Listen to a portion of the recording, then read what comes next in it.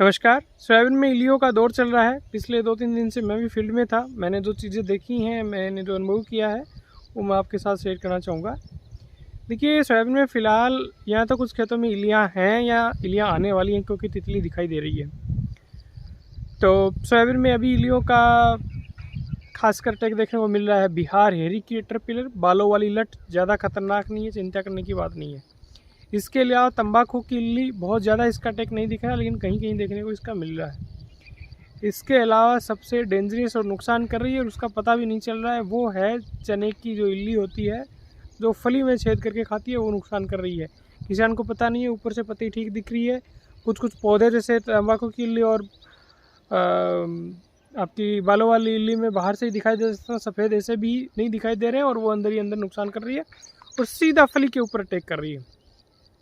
इसके अलावा कुछ तितलियाँ दिखाई दे रही हैं इन इल्लियों की, इनकी फ़ोटो स्क्रीन पे आपके आ रही होगी। आप इनसे पहचान सकते हो। ये यदि ये इल्लियाँ हैं, ये तितलियाँ दिख रही हैं, तो आपको तैयार हो जाना है।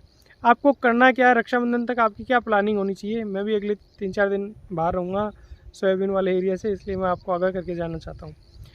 एक्चुअली एक तो आपको रेगुलर फील्ड की मॉनिटरिंग रखनी है। बहुत क्रूशियल टाइम चल रहा है, अगला सप्ताह मेरे हिसाब से बहुत क्रूशियल होने वाला है। स्पेशली जो शॉर्ट ड्यूरेशन वैरायटी हैं, वो तो यदि एक सप्ताह आपने रक्षाबंधन पार कर दी, तो मतलब लगता है कि उनमें ठीक ठाक मतलब अपन बाजी मार लेंगे।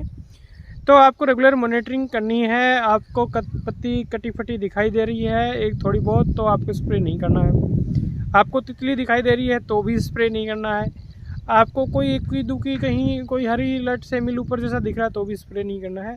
आपको बस सचेत होना है। आपको तितली दिखाई दे रही है, सचेत होना है। आपको कहीं हल्का फुल्का अटैक दिखाई देना है तो सचेत हो जाना है। और स्प्रे कब करना है? स्प्रे तब करना है जब आपको थोड़ी आपके खेत में इल्लियाँ दिखने लग जाएं। हाँ भाई, मेरी इल्ली आ गई, अब मेरे को स्प्रे करना है। ऐसा क्यों?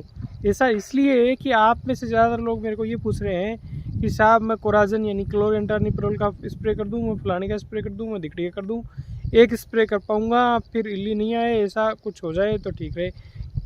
समझ रहा हूँ मुश्किल है, ये पीछे सोयाबीन खड़ी है, इसमें स्प्रे इतनी बड़ी आपकी भी है, तो ऐसे ही सोयाबीन में स्प्रे करना काफ़ी मुश्किल है। अगेन स्प्रे अपन नहीं कर सकते हैं, पर मेरे हिसाब से ऐसी कोई दवा नहीं है कि आज हमारी सोयाबीन में हम स्प्रे कर दें और 15 दिन का यदि दोबारा इल्ली आती है तो वो इल्ली नहीं आए, मतलब 15 दिन बाद यदि उसका इन्फेस्टेशन होता तो नहीं आए इल्ली।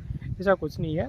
आपके खेत में इल्ली है तो आप नॉर्मल सामान्य दवाइयाँ इमामेक्टिन बेंजोएट या इसके साथ में कुछ थोड़ा बहुत कुछ मिला मिलू के अपनी सोयाबीन में इल्लियाँ कंट्रोल कर लो। इल्ली मार लो, महंगी भी दवा है, वो भी इल्ली मारेगी, सस्ती वाली भी इल्ली मारेगी, इल्ली मार लें।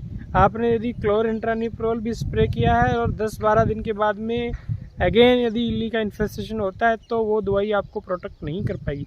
हाँ, आप 20-25 दिन के आसपास स्प्रे हम कर रहे थे, 30 दिन तक स्प्रे कर रहे थे, तब हमें वो एक लंबे टाइम तक का वो टाइम दे रहा था। और अब ऐसा टाइम है कि दोबारा आपके इन्फेस्टेशन होता है तो आपको अगेन इंसेक्टिसाइड के ऊपर जाना पड़ सकता है।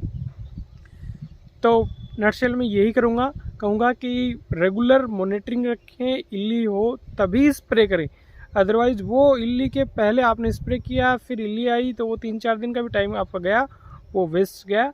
तो इसलिए आप अपनी गन तान के रखें, जब दुश्मन दिखे तब अटैक करना है।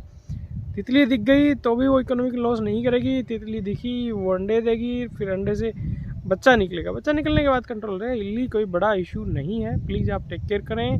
जिन एरिया में रेगुलर फफूंद जनित रोग आते हैं, सोयाबीन लास्ट में बैठ जाती है, दाना ठीक से नहीं पकता है, जड़ें कमज़ोर रहती हैं, वो लोग जो फंजीसाइड उनको करने हैं सस्ते में कार्बेंडाजिम, टेबुकोनाजोल प्लस सल्फर, और थोड़े अच्छे में आपका सिर्फ टेबुकोनाजोल जो फ्लिकर के नाम से आता है, या फ्लुक्सापायरोक्साइड प्लस पैरोक्लोस्टोबिन जो प्रेक्सर आता है। इनमें से कोई सेलेक्ट करके आप स्प्रे कर सकते हो।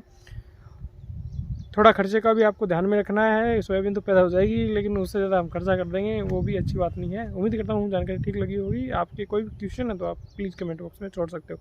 नमस्कार, जय हिंद।